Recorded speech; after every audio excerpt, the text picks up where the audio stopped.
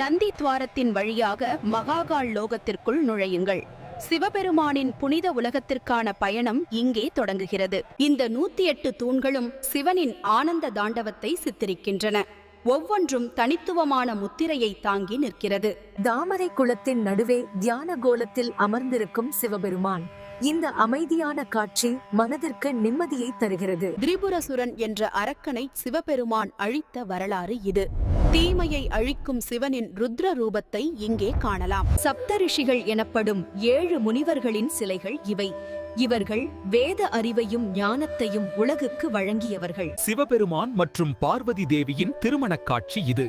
அகில உலகமும் போற்றும் இந்த தெய்வீக திருமணத்தை சிற்பங்களில் காணலாம். இரவு நேரத்தில் மகாகால் லோகோலியால் ஜொலிப்பதை பாருங்கள்.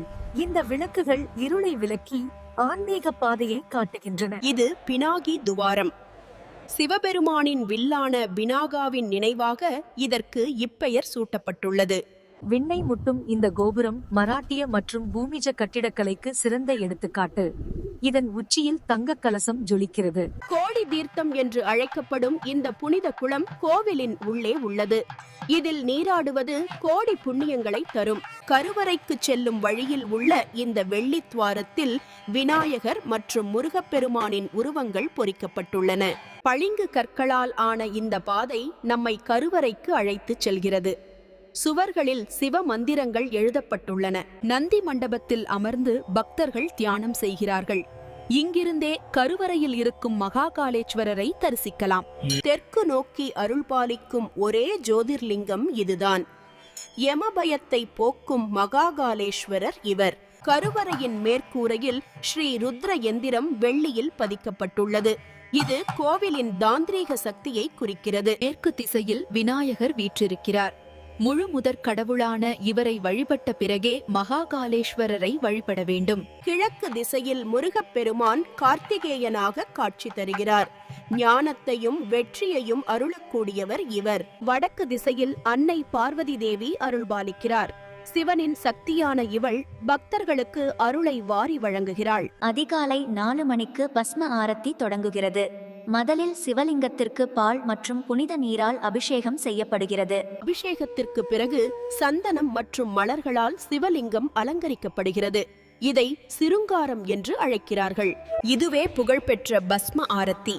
பசுஞ்சாணத்தால் தயாரிக்கப்பட்ட புனித விபூதி சிவலிங்கத்தின் மீது தூவப்படுகிறது. விபூதி பூசப்படும் அந்த தருணத்தில் பெண்கள் தங்கள் கண்களை மூடிக்கொள்வது இந்த வழிபாட்டின் ஒரு முக்கிய மரபு. இறுதியாக தீப ஆரத்தி நடைபெறுகிறது. டமரு மற்றும் மணிகள் ஒலிக்க பக்தர்கள் பரவசத்துடன் சிவனை வழிபடுகிறார்கள். மகாகால் கருவறைக்கு நேர்மேலே ஓம்காரேஸ்வரர் சச்நதி அமைந்துள்ளது. இங்குள்ள தூண்கள் மராட்டிய கட்டிடக்கலையை பிரதிபலிக்கின்றன. 3வது தளத்தில் நாகசந்திரேஸ்வரர் அருள்பாலிக்கிறார்.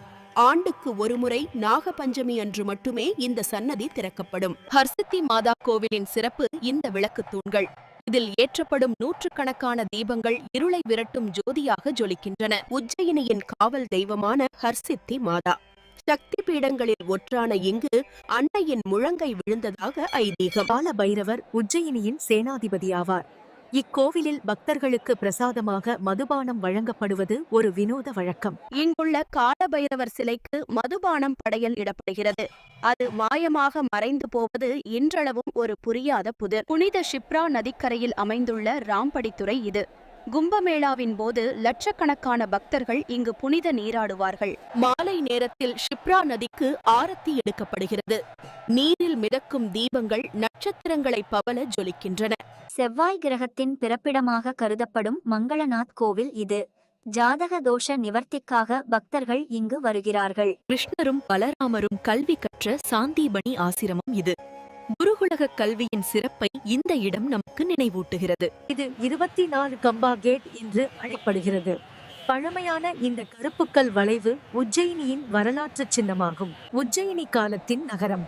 இங்குள்ள ஜந்தர் மந்தர் வானியல் ஆய்வுக்கூடம் இன்றும் சூரியனின் இயக்கத்தை துல்லியமாக கணிக்கிறது. உஜ்ஜயினியின் காலை உணவு போஹா மற்றும் ஜிலேபி.